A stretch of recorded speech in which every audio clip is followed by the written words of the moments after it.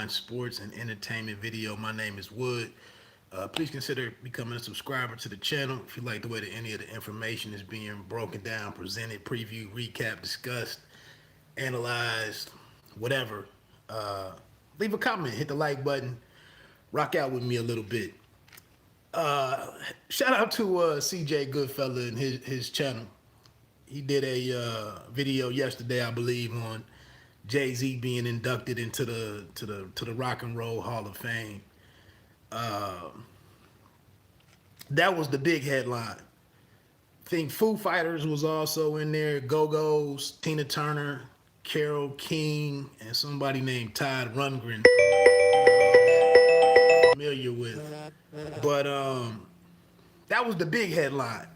For me personally, the major headline down in the article was the fact that LL Cool J will also now be in the international, I think it's the International Rock and Roll Hall of Fame.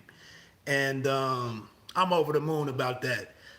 This takes me back a couple years ago when I started writing online for a site called goingfor2.com. Shout out to Jeff Lambert. He actually allowed me to start writing about cultural stuff or pop culture stuff on his website. And one of the things at the time, Tupac was being inducted in the Rock and Roll Hall of Fame.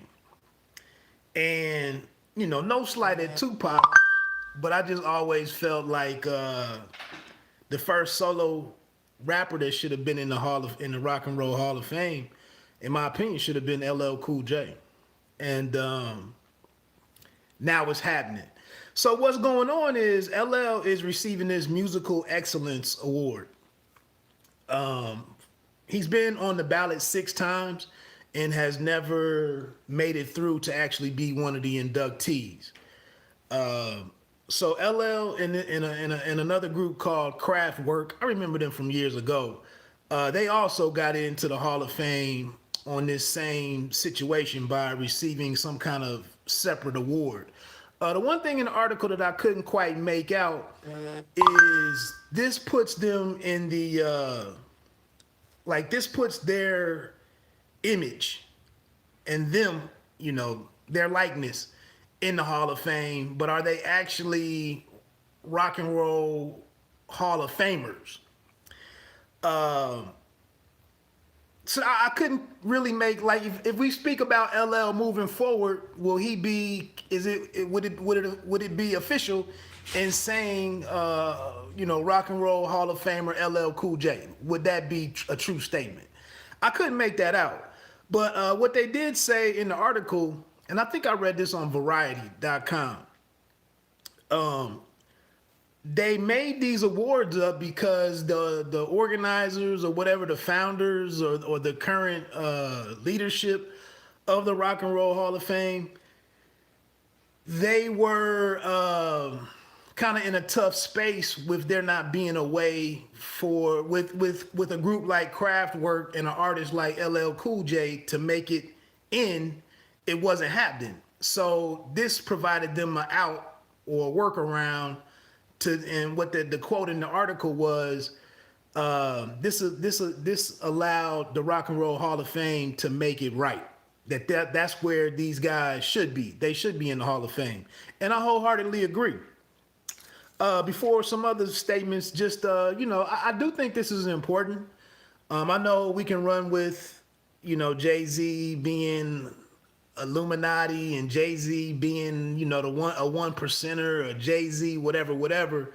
But I think these awards are important, although you know, there could be some argument against rappers being considered as rock stars, or we could always say that these mainstream awards don't matter. They don't mean anything or whatever. You know, a lot of artists, especially black artists, they make different statements when they get acknowledged by either BET or the NAACP, and they make statements about, you know, being accepted by family, you know, being accepted by the home team or whatever, or by my own people mean so much to me. But I think, the importance of the Grammys, maybe the AMAs to an extent, something like the International, Rock and Roll Hall of Fame, the importance of those achievements is just indelible to me. We grew up watching some of these programs, and they mean what they mean. Oscars, Tonys, all of that type of, mainstream stuff, they mean what they mean. And I definitely think that LL Cool J needed to be in there. And that's without sliding a Tupac. That's without sliding Jay-Z or anybody. But I think, again, man, if you look at LL's stature in the game, what he is as an innovator in rap music, I think is undeniable. I don't think you get I don't think you get a Tupac doing his thing to the ladies, for the ladies. I don't think you get Jay-Z making certain records that cross over, like a song Cry, Girls, Girls, Girls. All of that stuff flows out of what LL did first. And I was checking into it, and I Need Love. And I was like, well, what came out first? I Need Love or Mahogany? I was thinking about it earlier. Mahogany by Eric B. and Rakim, which was another love ballad, quote unquote. But Mahogany didn't come out until 1990. It was on Rakim and Eric B.'s third album. What was that? I can't even remember what the name of it. But that was on their third album. Conversely, I Need Love, LL did that in 1987. And so that's how long it took someone like a Rakim to get around to making that type of record. And LL did this and was criticized. What's new? Black people criticizing other black people for doing their thing. What's new? But LL did this, made this record, and was criticized as being soft. There was nothing really in the rap game from my recollection. There was really nothing in hip hop like an I Need Love. And I just think, man, by him having the courage to go out there and take that criticism and to be shunned by his peers, look at all the dope records that we've had with him making that move. Like I said, you get Mahogany from Eric B. and Rakim. You get Love Sick from Guru and Gangstar with DJ Premier. Big Daddy Kane had some records that were for the ladies and were slowed down. KRS-One had Love's Gonna Get You, which was a spin on it. But the Roots, they had the song with Erykah Badu or Jill Scott. So all of these records weren't done until LL did them. The whole thing with playing, then we have a single like Around the Way Girl, a record like that. Which for me is like how you switch over to getting, when Jay-Z starts working with Neptunes. That's because LL Cool J had already come out and made these smoothed out records. He's dancing in the video and whatnot. And it's just a feel good record. So I think LL Cool J's, his significance as an innovator in rap music and making different types of rap songs has just been overlooked throughout the years. And by him receiving his musical excellence awards and getting him into the Rock and Roll Hall of Fame, I salute them for figuring out a way to make it happen, because it should have happened already. So that's pretty much that. So the other thing that was here was it was 10 artists who didn't make the cut. Kind of shaking my head at them a little bit. Like I said, the Foo Fighters got in, Tina Turner got in. But who didn't make the cut this year was Rage Against the Machine. I'm kind of very shocked that Rage wouldn't get in. I would think Rage might have gotten in over Foo Fighters. With Dave Grohl of, I think that's how you say his last name. With him being the leader of the Foo Fighters, he's already in the the Rock and Roll Hall of Fame as the drummer for Nirvana. But I'm pretty shocked that Rage didn't make the cut. Dionne Warwick didn't make the cut. Shaka Khan didn't make the cut. Iron Maiden didn't make the cut. Mary J. Blige didn't make it. And then Fela Kuti, who's a really dope cat from a multi-instrumentalist jazz dude from Africa, I believe. But the other thing here is why it's probably a no-brainer that Jay-Z makes the and I don't know how many of us even really participate in the process. There is a way for music fans to go out and vote. There's a ballot that's out there that and I don't know if music listeners factor in to the entire decision for artists to be inducted into the Hall of Fame, but there is a vote that that goes down every year, and I don't know if enough people really participated in it to give a dude like LL Cool J a chance to get his flowers, so to speak.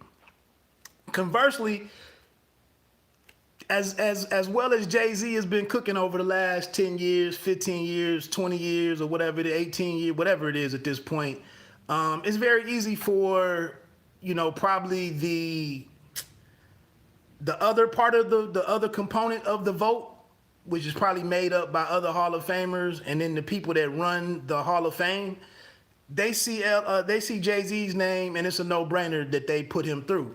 But the other significant thing here is that in October, the 36th airing, or the 36th ceremony for the inductees, that goes down on HBO on October 30th. And if you have an individual like LL Cool J to showcase on that event, then that event is probably going to do very well in terms of viewership. So that's another thing to consider. But again, I have no issue with Jay-Z being inducted into the Hall of Fame. I mean, obviously he had the streak. I don't know if it's still going on or whatever, but he had the 13 or 14 singles, chart-topping singles that tied him with like the Beatles or something. To think that a rapper did that, I don't know if he, like I said, I don't know if he broke that or if it's just tied at like 13. But that was a hell of a feat within itself. And Jay-Z is what he is, regardless of whether or not I like the recent song with Nas or not. I can't take nothing away from Jay-Z. So anyway, man, that was it, man. I just wanted to come on and talk about that. I think it's dope that the LL Cool J is finally in the Rock and Roll Hall of Fame. Again, I don't know if he has like full Hall of Fame status or recognition, but I'm guessing it could be a little something like Pete Rose. I believe some Pete Rose artifacts or memorabilia, a jersey or something when he stole a base or had the hit 3,000 hits or whatever it was.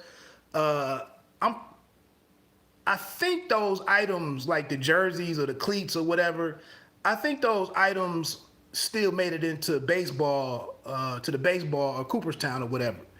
But we all know he's not a Hall of Famer because of the whole situation with him being banned for life, for the gambling. But I do think Pete Rose, I could be wrong there. It's been a while since I really looked up some Cooperstown stuff, but I thought those moments in baseball history were recognized in there. But again, with him being banned, maybe that stuff isn't mentioned, but I thought it was. But so like I said, I'll check into that to see what's going to be, what the official status is going to be of LL in regards or relative to the Rock and Roll Hall of Fame.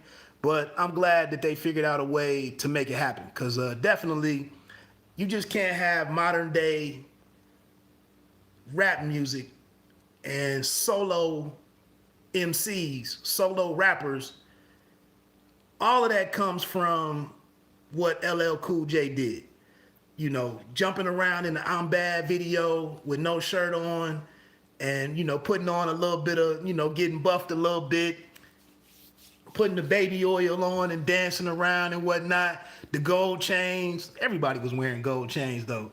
But jumping over to the world of film and TV, everything that everybody is doing, LL started it. So I don't know why it took this long. That's just my opinion on it. Anyway, another thing that I just saw tonight, hip hop wise, I believe I think it's Jimmy Fallon, but Conway the Machine and Ludacris and I don't know if it's JID or JID, but I believe they're gonna be on Fallon tonight performing the record that's on the latest Conway album. I can't remember the name of it, but the name of the album is La Maquina, but the song features Ludacris and JID. That performance is gonna be on Fallon tonight. If it's not Fallon, it might be Kimmel. But if you want to check that out tonight, speaking of things hip hop related, Conway, you can check him on his Instagram page. The announcement is on there, so you can check that out tonight. Other than that, man, let me get on out of here. Have a phenomenal rest of your day. Thanks for this one person that's rocking with me a little bit. I'd appreciate you hit that like button for me. But let me slide out of here, man. Pay me no mind, sports and entertainment. You don't have to be great to start, but you have to start to be great. One.